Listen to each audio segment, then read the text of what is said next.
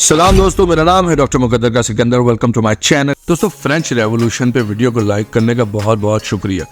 इस सीरीज में हम आपको एक खास टाइमलाइन के हिसाब से पेश आए रेवोल्यूशंस के बारे में बता रहे हैं। प्रोटेस्टेंट, अमेरिकन, फ्रेंच, रशियन और अब चाइनीज रेवोल्यूशन। चाइनीज रेवोल्यूशन दरअसल बहुत इंपॉर्टेंट इवेंट था, क्योंकि कुछ जियो स्ट्रेटेजिस्ट के मुताबिक वर्ल्ड वॉर 2 खत्म होने के फौरन बाद पेश आए चाइनीज रेवोल्यूशन का कहीं ना कहीं ताल्लुक वर्ल्ड वॉर 3 के शुरू होने से निकलता है, और यही चीज़ हम वीडियो में आगे डिस्कस भी करेंगे। दोस्तों, एक बड़े मशहूर जर्मन राइटर जोहान वुल्फगैंग ने कहा था कि the revolution is never the fault of people but of the government. मतलब इसका ये कि गवर्नमेंट या अशराफिया अवाम को इतना मजबूर कर देते हैं कि उनके पास इनकलाब के सिवा कुछ चारा ही नहीं बचता। चाइनीज रेवोल्यूशन को अगर हम स्टडी करें तो उसके पीछे भी यही वजूहात नजर आएंगी। फ्रेंच और अमेरिकन रेवोल्यूशन की कोशिश कई दहाइयों पर मुहित रही, वहीं चाइनीज रेवोल्यूशन सिर्फ 20 से 30 साल के अंदर ही रोनुमा हो गई। वीडियो का अंत तक लाजमी देखिएगा। मॉडर्न दुनिया की जियो पॉलिटिक्स में चाइनीज कम्युनिस्ट रेवोल्यूशन का भी अहम किरदार है, और इस बात में आपको शक नहीं कि पिछले 50 सालों की चाइना तरक्की के मॉडल ने काफ़ी हद तक दुनिया में ताकत का तवाज़ुन बराबर कर दिया है, जो 1991 में सोवियत यूनियन के ख़त्म होने के बाद टोटल वन साइडेड अमेरिका की तरफ झुक गया था। तो डियर एंड डियरेस्ट, इस चैनल को ज़रा सब्सक्राइब कर लें, बेल आइकन भी दबा दें। शुक्रिया। और चलिए शुरू करते हैं। दोस्तों, 18वीं सदी के आखिर में बहुत सी साइनो जापानीज वॉर लड़ी जाती है, जिसमें इंपीरियल जापान चाइना के कई हिस्सों पे कब्जा कर ले, जिसमें मौजूदा दौर का कोरियन पेनिसुला और ताइवान का जजीरा भी शामिल था। चाइना पे उस वक्त चिंग डायनेस्टी की हुकूमत होती। जापान के लगातार हमलों की वजह से आखिरी राजा एम्परर पुई की गवर्नमेंट बहुत कमजोर हो जाती है। ऑपोजिशन और चाइनीज पब्लिक में ये सेंटिमेंट पाया जाता है कि एम्परर चाइना को मॉडर्न दुनिया के हिसाब से तैयार नहीं कर पा रहा। 1911 में ऑपोजिशन पार्टी KMT, जिसके सरबराह होते हैं डॉक्टर सैन याटसन, जो उस वक्त कोलोराडो डेनवर में मुकीम होते हैं, मतलब अमेरिका में मुकीम होते हैं, उस वक्त के जनरल युआन शिकाई के साथ मिलकर एम्परर पुई की हुकूमत को खत्म कर दे। इस इवेंट को वुचान अपराइजिंग के नाम से याद किया जाता है, और KMT पार्टी युआन शिकाई को चाइना का नया प्रेसिडेंट मुकर्रर कर देते हैं। अनफॉर्चुनेटली 1916 में युआन शिकाई की डेथ के बाद चाइना डिफरेंट वॉरलॉर्ड्स के कंट्रोल में चला जाता है, मतलब टूट जाता है। मुख्तलिफ इलाकों में मुख्तलिफ वॉरलॉर्ड्स की हुकूमत होती है। पर उस वक्त भी KMT पार्टी के लीडर सैन याटसन ने उम्मीद नहीं छोड़ी, और वो जनूबी चाइना के एक शहर ग्वांगझो में अपनी इनकलाबी हुकूमत इस्टेब्लिश कर लेते हैं, और वहीं से बैठ के चाइना को इकट्ठा करने की, मुत्तहिद करने की कोशिश करते हैं, और एक गवर्नमेंट चलाने की कोशिश करते हैं।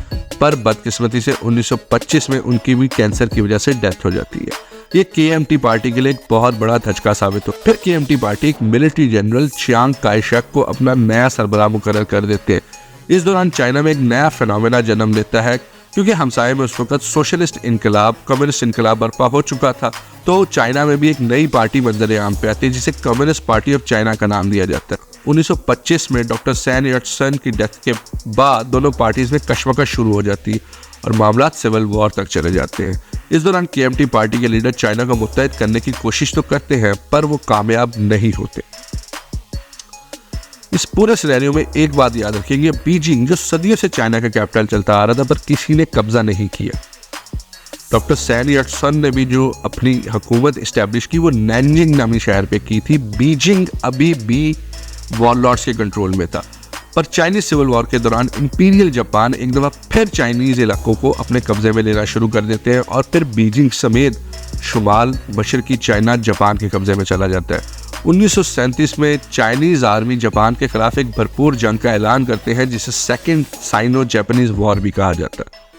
दोस्तों, यहाँ मैं 1934 में पेश आया एक अहम इवेंट का जिक्र भी करना चाहूँगा, जिसे आज लॉन्ग मार्च के नाम से याद किया जाता है।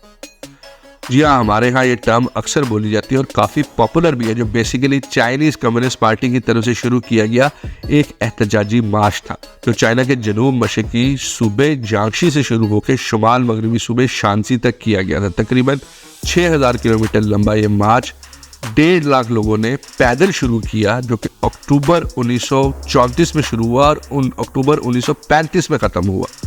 पर आखिर में सिर्फ 30-35 हज़ार लोग ही अपनी मंजिल पे पहुंच पाए। तकरीबन 1 लाख लोग इस लॉन्ग मार्च में अपनी जान से हाथ धो बैठे। बाय द वे, आज के चाइनीज़ लोग इसे कोई खास अच्छा नहीं समझते, क्योंकि उनके बकौल ऐसे एहतजाजी मार्च उनकी तिजारत और तरक्की की राह में रुकावट होते हैं। इसी मूवमेंट के दौरान चाइना के मशहूर माओ जेडोंग को पहचान मिलना शुरू हुई, और फिर देखते ही देखते वो कम्युनिस्ट पार्टी के लीडर भी बन गए। 1939 में जापान को थोड़ा चाइना से बैक ट्रैक करना पड़ा क्योंकि वर्ल्ड वॉर 2 स्टार्ट हो गई थी और जापान और जर्मनी बाकी यूरोप के साथ जंग में इन्वॉल्व हो गए थे। इसी दौरान कम्युनिस्ट पार्टी ऑफ चाइना और नेशनल पार्टी KMT की आपसी टसल बरकरार रहती और चेयरमैन माओ जेडोंग फुल्ली कम्युनिस्ट पार्टी को टेक ओवर कर लेते। दोनों पार्टीज के दरमियान दोबारा से सिविल वॉर शुरू हो जाती। दोनों पार्टीज की आपसी लड़ाई जापानीज इन्वेजन के दौरान खत्म हो गई थी क्योंकि तब दोनों का दुश्मन एक था, जापान। पर जापान के वर्ल्ड वॉर 2 में शामिल होने के बाद सिविल वॉर दोबारा शुरू हो गई। चाइना पूरी वर्ल्ड वॉर 2 के 6 सालों के दौरान अपनी इंटरनल पॉलिटिक्स में ही मसरूफ रहा।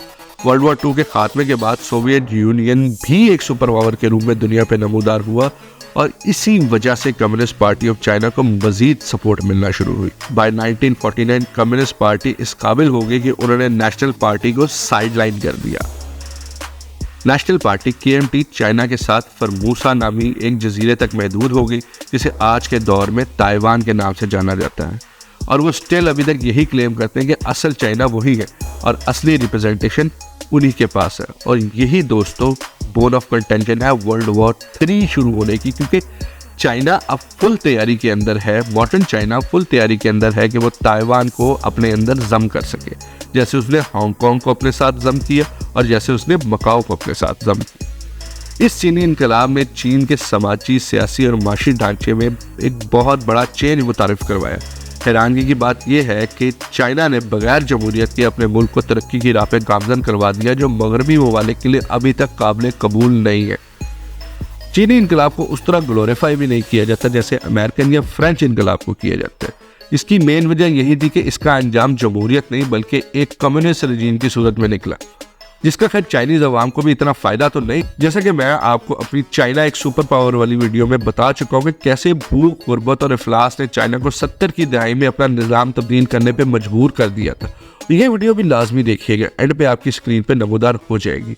उम्मीद है आपको ये वीडियो पसंद आई होगी। चाइनीज़ रेवोल्यूशन में पेश आए तकरीबन तमाम मेन इवेंट्स के बारे में आपको बताया। बाकियों की तरह इस इनकलाब में भी बहुत खूनरेज़ी देखने में आई, जो कि वैसे इनकलाब का खासा ही होता है। खैर वीडियो को लाइक कर दें, चैनल को सब्सक्राइब कर दें, प्लस कमेंट्स में फीडबैक जरूर दें। अल्लाह हाफ़िज़।